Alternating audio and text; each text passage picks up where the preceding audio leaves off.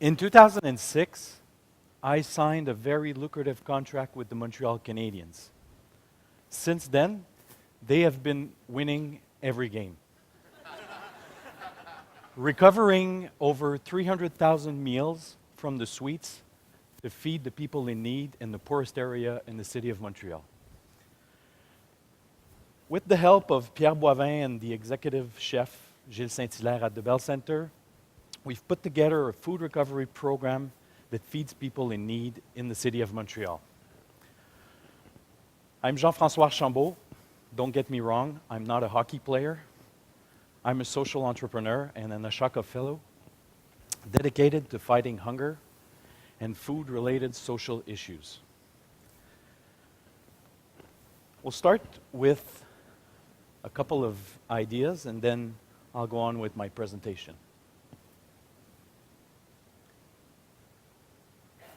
Do you remember your first meal?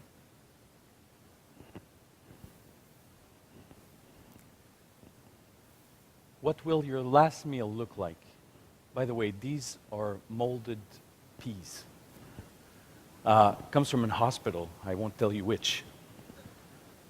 In both situations, when you start life, and I have two little girls that I've prepared with my wife, all the purees and homemade purees, and so you start your life with the help of your parents to feed yourself, and in the end, most of the time, you have someone helping you to feed yourself in your last days. What happens in between? What if you couldn't find anything to eat?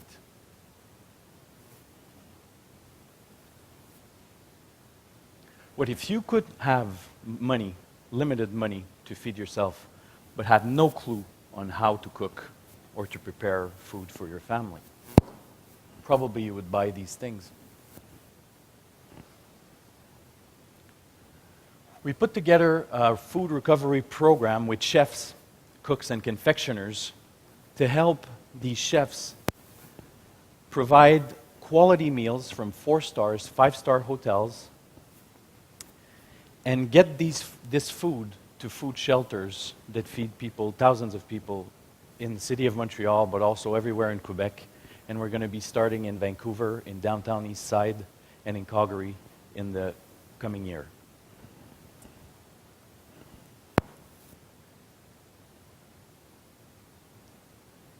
The other part of what I do is food recovery needs to be done because food banks are in shortage of food every year. You hear it. Second Harvest here in Toronto is in shortage of 20% right now of the food it had last year.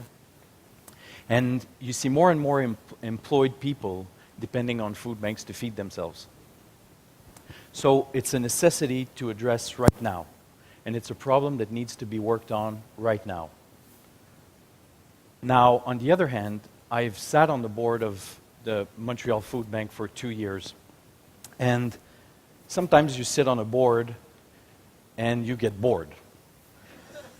You read reports and that you mostly don't have the time to read.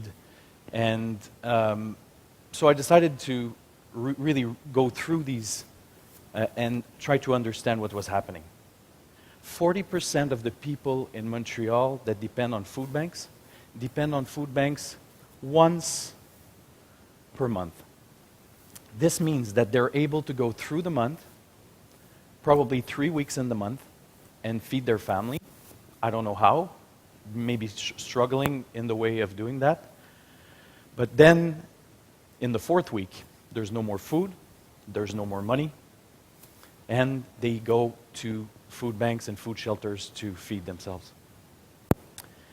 A study of the health department in Quebec showed that there was a real loss in culinary skills and knowledge in less fortunate areas, and on a global basis also, more and more depending on prepared food to feed ourselves. The wheel is going very fast for everyone, and we don't take time to show our kids how to cook. What happens is with the increase of the cost of food, If you depend on prepared meals to feed yourself, and I always tell this to the teenagers that I show and that I've taught on how to cook, basically, if you buy a whole chicken, it's going to cost you less than if you buy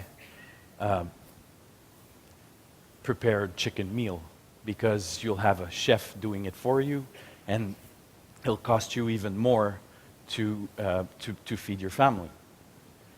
So basically, the idea of showing these kids and these teenagers, and why we would choose 12 to 17-year-old teenagers how to cook, is that in Quebec, you have more than 100,000 kids under child protection. More than 5,000 of these teenagers leave child protection at 18. The government is no longer responsible for them. So basically, these teenagers, young adults, at 18, they get out of the system and they go on the streets. They've been served in cafeterias from the youth centers if they got into a youth center at 9, it's 9 years. Being served in cafeteria, no homemade meal, no experience on how to prepare and see their family preparing a family meal. So at 18, we expect, as a society, for them to be prepared to handle buying food, preparing food, rent, job. When these kids have been beaten by their parents, they've been abandoned by society. I left home at 23 years old. I was more than prepared to leave home. My parents probably thought the same thing. I learned food through my mother, who gave me a real passion for food. I get emotional because my mom died from cancer at 49 in the year 2000. That's when I decided to start La Tablée des Chefs, the chef table. I studied in hotel management, and I always loved food. It shows. I've never lacked any food in my life. And for me, food is all about pleasure. It's all about sharing. And it really takes an important part of my life. So when I studied in hotel management, I noticed that there was a lot of food that we were preparing in our class. We were about 20 students, and there was we were cooking for about 80 people to practice. And we would eat, and we would taste, and we would give our opinion on the food that we were preparing. And we would rotate to different stations and do everything. And so there's so much you can eat. So when you're 20 and you're making food for 80, you take 2 plates and then you're through. So the rest of the food was being thrown in the garbage, which didn't make sense to me. My father taught me that there was people in need very young, so I couldn't understand why that food was going to waste. So basically, trying to understand, my father was the legal advisor to all the chefs in Quebec. So basically, I was following him in conventions and going into kitchens and discover a real passion for chefs. By the way, I'm not a chef. I'm a passionate cook, but I've never ran a kitchen. With all due respect to the chefs that dedicate their lives to feeding people and with passion, sometimes leaving their family aside. A lot of broken families in this industry. So basically, the idea was to take this opportunity into the industry. So I started working in the hotel industry as a salesperson, but then I went into a banquet department, my nose in the kitchen, to see the food and everything. And I saw in the industry tons of food being thrown away. In 2000, I decided to leave for Tremblant to live the experience and work for Fairmont Hotels and Resort. And I see the same thing. I meet the chef, I see the same thing. And I started working there and learning that on May 28th of 2000, my mom lost a fight of 10 years to cancer. And for me, the idea of recovering the food from the hotel industry to feed the people in need was really an idea at this time. And when you're young, you think that you're waiting for the right moment to start a project. You're waiting for everything to be in place. You're waiting for the puzzle to be all together before you start. And you're scared of rejection, you're scared of obstacles, you're scared to face challenges. And so you're waiting for the right time, you're waiting for the right opportunity to start the project and get the idea, and you're waiting for everybody to say, yes, I want to join. Well, guess what? It doesn't happen like this. And it took my mother's death to make me realize that you have to live every day to the fullest. And when you have an idea, you have to make it happen now. Because tomorrow, you don't decide what happens. So, if you guys have an idea, don't wait. Struggle. Go through challenges. It'll form your character. And you'll become passionate people even more.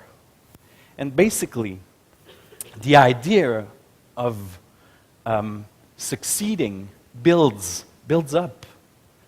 And through 10 years of work, it leads me here, talking to you guys about this. Right now, we're recovering over 400,000 meals every year only in Quebec. Can you imagine what we can do in the rest of Canada with all the food? I presented this project in Miami 2 days ago with the hope of scaling up this project throughout North America, South America, and Central America. Basically speaking with Starwood Hotels that have the potential to scaling up this project to 300 hotels, bringing 3 million meals to people in need across the Americas. On the other hand, we're giving 40,000 hours of cooking lessons and cooking workshops to kids from youth centers all across Quebec to prepare these teenagers that will be facing these responsibilities on how to become responsible in terms of feeding themselves, knowing how to make simple recipes and not take for granted the preparation of food. Stop going to buy hot dogs and junk food. Preparing a soup, a simple soup. Basically, for me, starting this project, when my mother died, was an acceleration of wanting things to be different. And in 2006, I decided to leave my career in the hotel industry. I was director of sales and marketing for Marriott Hotels in Quebec. I had a very good job. I was making money, almost $100,000 a year. And I decided to quit and launch this project, the Chef Table, La Table des Chefs, full-time. I don't regret anything. Now we have 2 cooking schools, and we reach teenagers across the province of Quebec, but the idea is to scale up this project. And really, basically, what I think, food has the greatest power. To give you an example, we have these kids that have never gained self-esteem. Like I said, they've been beaten by their parents, most of the time abandoned at 10, 11. We can't imagine this until we see it, and until we feel it, and until we live it. When you have Frederick, a little boy, 17-year-old, big boy, saying that through our program, he basically learned how to cook with pleasure. So through culinary summer camps, you guys can go through what we do on the web and learn a little bit more about what we do. But this kid, he impressed me so much. He went on stage just right after I gave a speech to business people talking about what we do to get some money to help us out. He goes on stage. I don't know his story. And he tells that by 7-year-old, 8-year-old, he was preparing his own meals just to survive. His mom was locking him up in his bedroom at the age of 4. At the age of 9, the mother is no longer present. She's drugged up, she's doing prostitution, and this little boy is now in charge of himself, and Child Protection gets him on board. They try to help him out. They find the dad who's left a long time ago. Now he wants to take him over. So he comes back into his life just to beat him up with a baseball bat. And he tells that story to the business people. You couldn't hear anything in the room. People were so captivated by and touched by what he was saying. And then he said, through these workshops, I've learned how to cook with pleasure. And when you are able to link food with pleasure for these teenagers that have never been told that they're doing good and that they can be good at something, we're talking about talent, it's all that matters. In half an hour, you can show a recipe to a teenager that thinks that's not good at anything. And in half hour, even if he wants to miss the recipe, he can't. Simple recipes can be shown to anybody without failing. And in half hour, he gets that cookie sheet out of the oven, and he takes a bite of his own cookies.